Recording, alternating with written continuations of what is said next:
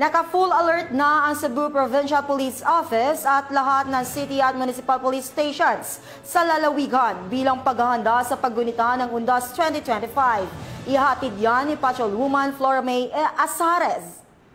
Napakita ng pagkakaisa, disiplina at kahandaan ang Cebu Police Provincial Office at ang mga kaalyadong puwersang pangkapayapaan at pangseguridad sa pamamagitan ng pagsasagawa ng Show of Force and Equipment Inspection para sa Ligtas Undas 2025. Ito ay isang patunay ng kanilang hindi natitinag na pangako sa kaligtasan at kaayusan ng publiko sa taon ng pagdiriwang ng Undas. Nakiisa ang CPPO, ang Armed Forces of the Philippines, Bureau of Fire Protection, Bureau of Jail Management and Penology, Philippine Coast Guard, Philippine Drug Enforcement Agency, Provincial Disaster Risk Reduction and Management Office, mga dedikadong force multipliers at mga volunteers na kung saan lahat ay nakatayo bilang isang Cebu Security Team na handang maglingkod at magprotekta.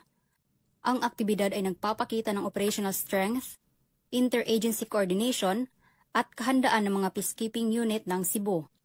Mula sa mobility assets hanggang sa rescue equipment, ang bawat kagamitan at unipormadong tauhan ay kumakatawan sa iisang layunin na tiyaking maipagdiwang ng bawat Cebuano ang Undas 2025 ng payapa at maayos.